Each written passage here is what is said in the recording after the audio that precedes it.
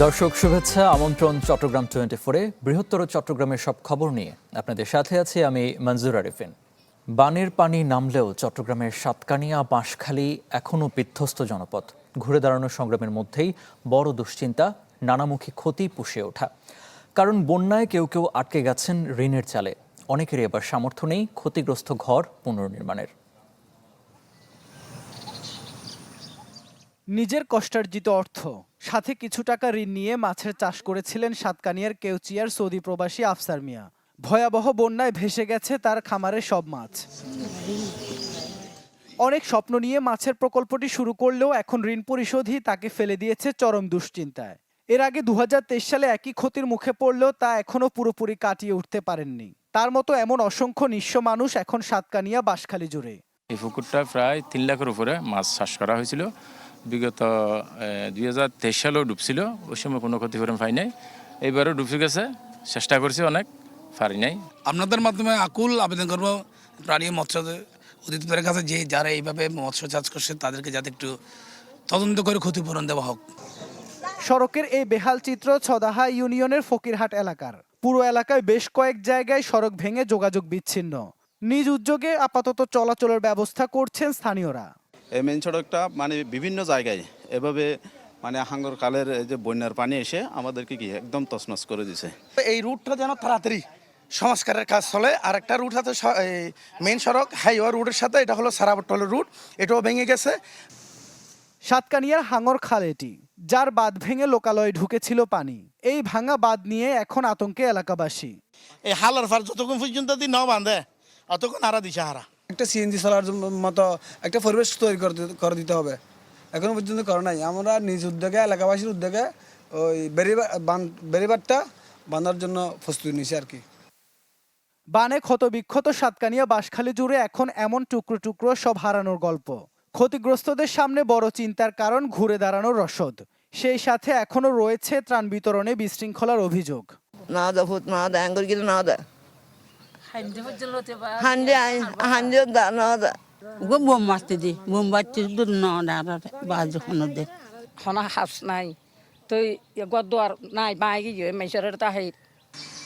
প্রশাসন যদিও বলছে পুনর্বাসনের কথা, তবে তা কবে হবে তা জানে না বন্যায় ক্ষতিগ্রস্তরা।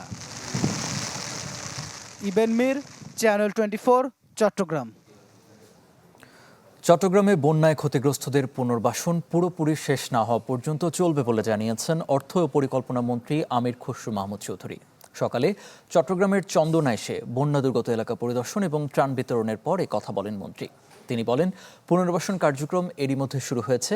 এছাড়া কৃষকদের বীজ সার সরবরাহ করার পাশাপাশি বন্যা দুর্গত এলাকায় যে কোনো স্বাস্থ্য ঝুঁকি মোকাবেলায় সরকার প্রস্তুত আছে বলেও জানান আমির খসরু মাহমুদ চৌধুরী। পরে তিনি যান সাতকানিয়া ও বাঁশখালীতে, সেখানেও ক্ষতিগ্রস্তদের হাতে তুলে দেন ত্রাণ।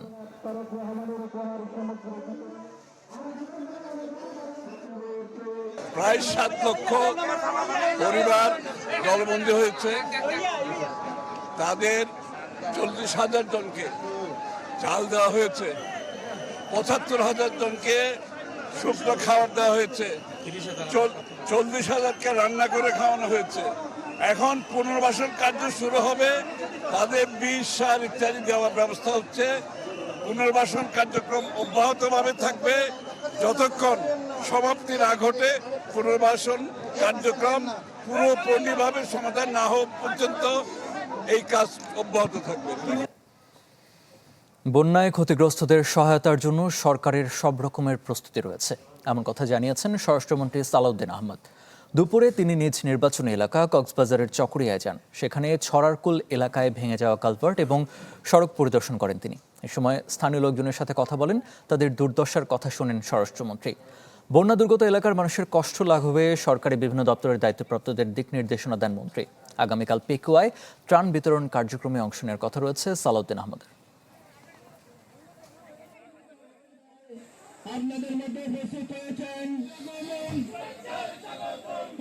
শুষ্ক মৌসুমে পানির প্রয়োজন হয়, সেই জন্য আমরা রিজার্ভার সৃষ্টি করি, যেটা শহীদ রাষ্ট্রপতি জিয়াউর রহমান শুরু করেছিলেন খাল খননের মধ্য দিয়ে।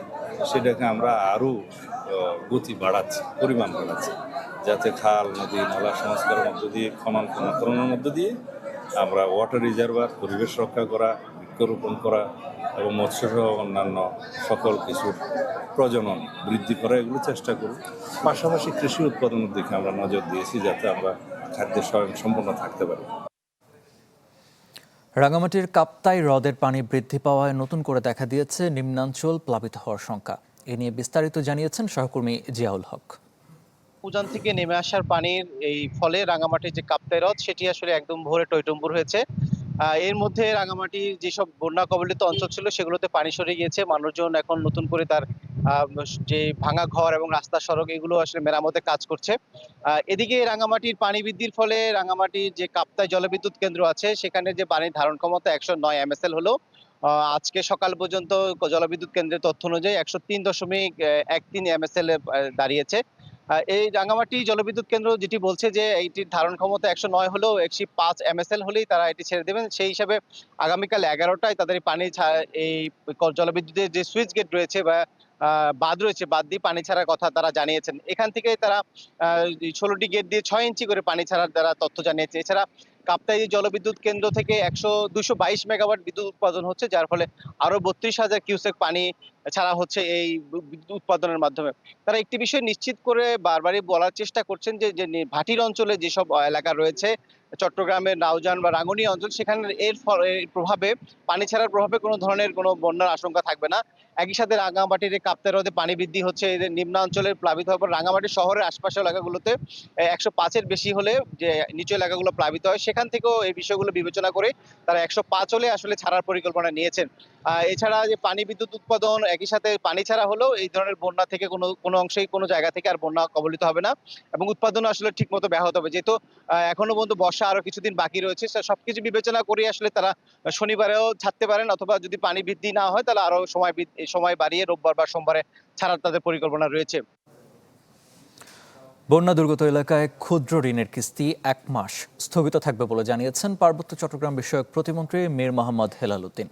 সকালে বান্দরবানে ত্রাণ বিতরণকালে কথা জানান তিনি। বলেন, ক্ষতিগ্রস্ত পরিবারের তালিকা করা হচ্ছে, পর্যায়ক্রমে প্রত্যেকে পুনর্বাসন করা হবে। এছাড়া ক্ষতিগ্রস্ত এলাকার গৃহপালিত পশুর জন্য সরকারিভাবে বিনামূল্যে টিকা এবং চিকিৎসা সেবা দেওয়ার কথা বলেন প্রতিমন্ত্রী।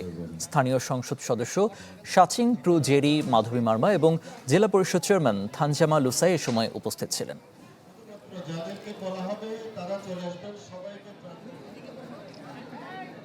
প্রতিদিনই আমাদের মন্ত্রী পরিষদের কেউ না কেউ সংসদ সদস্য এবং আমাদের স্থানীয় জেলা বিএনপি এবং সহযোগী সংগঠনের সকল নেতৃবৃন্দকে নিয়ে আমরা জনগণের কাছে আসছি।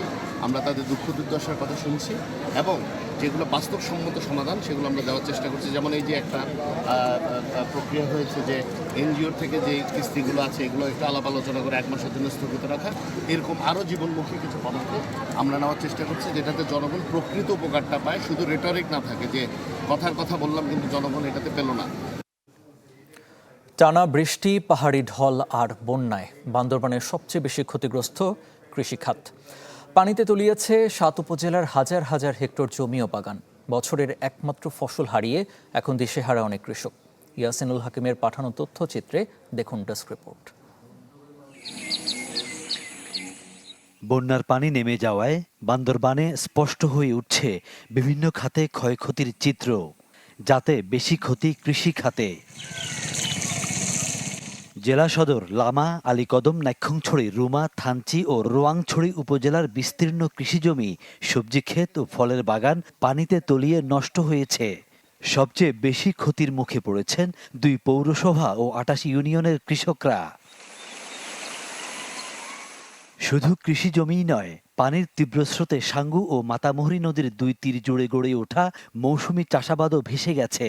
ব্যাপকভাবে ক্ষতিগ্রস্ত হয়েছে সবজি, ভুট্টা, মরিচ, আদা, হলুদ, শশা সহ বিভিন্ন ফসলের ক্ষেত। নষ্ট হয়েছে আমনের বীজতলা ও ফলের বাগান। মারমা পাড়া, তার মধ্যে এদিকে আসা মুখে হয়, সব জায়গায় ক্ষতি হয়ে গেছে। আমার এখন খাওয়ার মতো আর কিছু নাই, বাড়িতে না আছে চাউল, না আছে টাকা। যা শাকসবজি আমরা চাষ করছিলাম সবগুলি নদীর পানিতে ভেসে চলে গেছে। এখন আমরা একেবারে দুর্ভোগের মধ্যে দিন পার করতেছি। আমার এই কেটি ব্যাগ নষ্ট হয়ে গেছে, পুকুরে মাছ দিয়েছে, এগুলো সব চলে গেছে। অনেক জায়গা থেকে ঋণ নিয়েছে, সড়ক থেকে ঋণ নিয়েছে, এই টাকা দিয়ে আমরা চাষাবাদ করতেছি। সরকার যদি চায় আবার নতুন ভাবে নইলে আর ঘুরতে করানোর তৌফিক নেই। কৃষি বিভাগ বলছে ক্ষয়ক্ষতির পূর্ণাঙ্গ তালিকা প্রণয়নের কাজ চলছে। একই সঙ্গে ক্ষতিগ্রস্ত কৃষকদের পুনর্বাসন ও উৎপাদন স্বাভাবিক করতে দেয়া হচ্ছে সহায়তা। ক্ষতিগ্রস্ত কৃষকদেরকে পুনর্বাসনের জন্য বা ক্ষতি পুষিয়ে নেওয়ার জন্য আমাদের ইমিডিয়েট কর্মসূচি এটা চলমান আছে। বিশেষ করে আমনের বীজতলা আমরা করছি সরকারিভাবে। সেটা আরেকটা হলো যে যাদের কাছে বীজ আছে তাদেরকে আমরা ইমিডিয়েট বীজতলা করার জন্য পরামর্শ দিচ্ছি। কৃষি সম্প্রসারণ অধিদপ্তরের প্রাথমিক হিসাব অনুযায়ী ৮,৫০০-এর বেশি কৃষকের ৭১৩.৪১ হেক্টর জমির ফসল নষ্ট হয়েছে, যার আর্থিক ক্ষতির পরিমাণ প্রায় ২০ কোটি টাকা। Desk report, channel 24। দুর্যোগের কারণে এক সপ্তাহ বন্ধ থাকার পর আবারও খুলেছে পাহাড়ের পর্যটন স্পটগুলো। বর্ষায় যা আবারও জমে উঠবে এমন আশা খাত সংশ্লিষ্টদের। খাগড়াছড়ি থেকে বিস্তারিত জানাচ্ছেন নুরুসাফা মানিক। পার্বত্য চট্টগ্রামের যে প্রাকৃতিক সৌন্দর্য, সেই প্রাকৃতিক সৌন্দর্য উপভোগের জন্য বর্ষার এই মৌসুমে দেশের বিভিন্ন প্রান্ত থেকে কিন্তু পর্যটকরা ছুটে আসেন। কিন্তু সেই বর্ষার অতিবর্ষণে কিন্তু খাগড়াছড়িতে এবং সাজেকে অনেক পর্যটক কিন্তু আটকা পড়েছিলেন গেল সপ্তাহে, এবং তার কারণে কিন্তু যেহেতু এখানে একটি ভারী বর্ষণের পূর্বাভাস ছিল, ভূমিধসের পূর্বাভাস ছিল, সেখানে কিন্তু স্থানীয় প্রশাসন থেকে এখানে কিন্তু পর্যটকদের ভ্রমণের উপর নিরুৎসাহিত করা হয়েছে।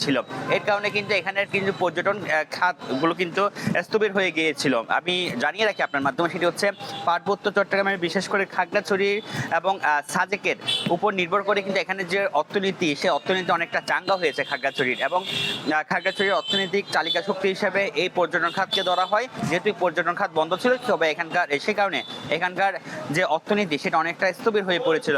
বিশেষ করে সাজেকে যাওয়ার জন্য এখানে যে পরিবহন খাত তৈরি হয়েছে, তারপর হচ্ছে এখানে খাবার, হোটেল থেকে শুরু করে অন্যান্য যে মাধ্যমগুলো যেখানে এসে পর্যটকরা ব্যবহার করে, সেই এই খাতগুলো কিন্তু স্থবির হয়ে গিয়েছিল। এর কারণে কিন্তু পর্যটন নির্ভর যে অর্থনীতি সেটা অনেকটা স্থবির হয়ে গিয়েছিল, এবং গতকাল থেকে পর্যটকদের উপর যে নিরুৎসাহিত ছিল স্থানীয় প্রশাসন থেকে, সেটি কিন্তু তুলে নেওয়া হয়েছে, এবং আজকে থেকে কিন্তু সাজেকের উদ্দেশ্যে অনেক পর্যটক যাচ্ছেন। তবে যারা পর্যটন খাত সংশ্লিষ্ট রয়েছেন তারা আশা করছেন এই যে বর্ষার যে সৌন্দর্য, সেই সৌন্দর্য উপভোগের জন্য আবারও পর্যটকের মুখর হয়ে উঠবে পার্বত্য চট্টগ্রাম এবং খাগড়াছড়ি, সাজেক সহ অন্যান্য যেসব জেলার পর্যটন খাতগুলো রয়েছে সেগুলো আরও মুখরিত হবে বলে তারা আশা করছেন, এবং তারা আশা করছেন যে ক্ষতি হয়েছে সেই ক্ষতি তারা পুষিয়ে উঠতে পারবেন। চট্টগ্রামে অনুষ্ঠিত হয়ে গেল আমা কফি দৃষ্টি বিজনেস আইডিয়া কন্টেস্টের 14তম আসর। গতকাল রাতে নগরের একটি রেস্তোরাঁ আয়োজিত চূড়ান্ত পর্বে বিজয়ী হয় চট্টগ্রাম বিশ্ববিদ্যালয়, runner up Chittagong independent university. পরে পুরস্কার তুলে দেন city mayor doctor Shahadat Hossain. ছিলেন চট্টগ্রাম প্রেস ক্লাবের সাবেক সভাপতি কলিম সারোয়ার এবং দৃষ্টি চট্টগ্রামের প্রতিষ্ঠাতা মাসুদ বকুল। অনুষ্ঠানে বক্তারা বলেন, তরুণদের উদ্ভাবনী চিন্তা, উদ্যোক্তা মানসিকতা এবং বাস্তবভিত্তিক ব্যবসায়িক পরিকল্পনা বিকাশে এমন আয়োজন গুরুত্বপূর্ণ ভূমিকা রাখবে। 3 জুলাই শুরু হয় এই প্রতিযোগিতায়। 12টি বিশ্ববিদ্যালয়ের 36টি দল অংশ নেয়। প্রতিযোগিতার টাইটেল স্পন্সর আবুল খায়ের গ্রুপের আমা কফি।